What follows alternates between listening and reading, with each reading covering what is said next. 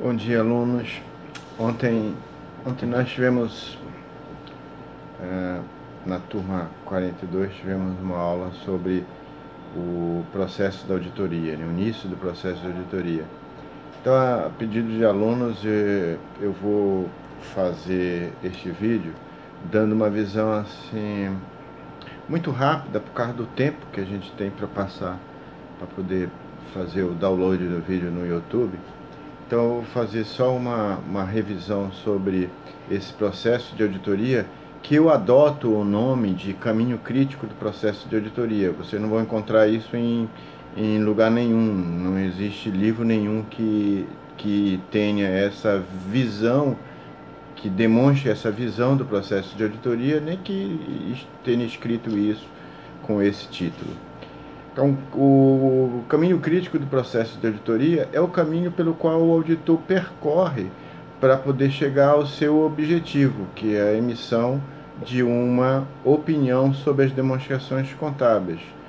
Esse é o objetivo do auditor, como a gente já falou. Temos um objeto que são as demonstrações contábeis, e um objetivo que é a emissão de uma opinião sobre essas demonstrações contábeis. Então, o caminho que o auditor percorre desde o início do processo do trabalho dele até a emissão, efetivamente, da sua opinião sobre essas demonstrações contábeis, eu denomino de caminho crítico do processo de auditoria. E esse caminho crítico do processo de auditoria, ele se divide em três partes. A primeira parte é o planejamento, a segunda parte é a execução, propriamente dito, e a terceira parte é o objetivo do trabalho, que é a emissão de uma opinião sobre as demonstrações contábeis. Tá? Esses três trabalhos, eles são precedidos por uma outra atividade que é fundamental no trabalho de qualquer prestação de serviço, que é a contratação do serviço. E como qualquer outra prestação de serviço, o auditor também providencia o seu contrato de serviço. E nesse contrato tem duas informações fundamentais para o desenvolvimento do trabalho do auditor. A primeira é aquela que fala sobre o escopo do trabalho. Qual é o trabalho que vai ser executado? Que tipo de trabalho vai ser executado pelo auditor nessa sua tarefa? A segunda informação é em relação aos honorários. Não os honorários em si. Para o trabalho do auditor isso tem pouca relevância, mas na verdade os honorários foram elaborados, foram calculados a partir da informação que é fundamental para o trabalho do auditor nesse processo do caminho crítico de auditoria, que é a quantidade de horas que ele dispõe para executar o seu trabalho. Então esse é o início do processo do trabalho do auditor. Ele é precedido dessa contratação, né, desse escopo e dessa definição sobre a quantidade de horas a ser realizado pelo auditor. Depois vem o planejamento. Eu vou me ater nesse vídeo só ao planejamento inicialmente. Depois a gente faz o vídeo sobre a execução e sobre o objetivo. Mas o planejamento, ele começa, o trabalho do auditor começa dentro do planejamento através do conhecimento. Mas não só o conhecimento e o entendimento. Conhecimento e entendimento sobre aquilo que eu chamei de ENOC. E-N-O-C-I, ENOC, que é conhecimento da empresa. Então o auditor vai procurar tomar conhecimento de tudo aquilo que diz respeito à empresa.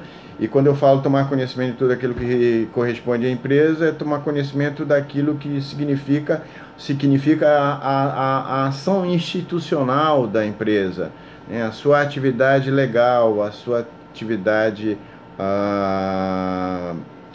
tributária, a sua atividade trabalhista. Então, tudo aquilo que diz respeito à entidade que está sendo auditada. A segunda da sigla ENOC é o negócio. O auditor vai conhecer o negócio da empresa em todos os seus aspectos exteriores, seus clientes, seus fornecedores, o seu mercado, o seu produto dentro desse mercado, a forma que a empresa divulga esse produto e a sua própria empresa no mercado. Quando nós falamos em conhecer o negócio, nós estamos falando em conhecer a empresa de dentro para fora. Depois do ENOC vem o O. O auditor vai conhecer e entender as operações da empresa. As operações comerciais são conhecidas quando o auditor toma conhecimento do negócio. As operações internas da empresa, eles se subdividem praticamente em dois grupos: o grupo das operações administrativo-financeiras e o grupo das operações produtivas, industriais da empresa. O auditor vai tomar conhecimento de todas essas informações que estão relacionadas com a empresa de fora para dentro. E na sequência vem o último ponto do conhecimento da empresa, que são os controles internos. E esse é um capítulo à parte, como eu já falei para vocês, mas o controle interno é uma das bases fundamentais para o desenvolvimento do trabalho da empresa.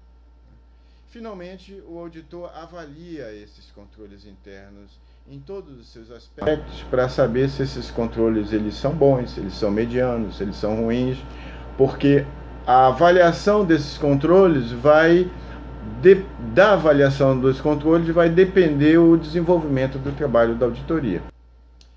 Depois de conhecer e entender tudo isso, ele vai tomar conhecimento sobre os aspectos relevantes das demonstrações contábeis. Também isso é um aspecto bem amplo que não dá para a gente falar em um vídeo. Depois de conhecer, de definir e de avaliar a relevância para o seu trabalho, ele finalmente vai avaliar os riscos de auditoria. Toda profissão tem um risco, o auditor também tem um risco. E o risco que o auditor corre é de emitir uma opinião que não seja correspondência, que não tenha correspondência à realidade econômico-financeira e patrimonial dessa empresa. O auditor vai avaliar 3 tipos de risco: o risco de controle, o risco inerente e o risco de detecção. Tudo isso faz parte de um novo momento, de um novo vídeo em que a gente certamente vai passar para vocês. O que fica por enquanto é isso. O planejamento ele está subdividido em conhecimento e entendimento, avaliação dos controles internos, relevância e avaliação dos riscos de auditoria. Um abraço, fiquem com Deus e Deus abençoe a todos.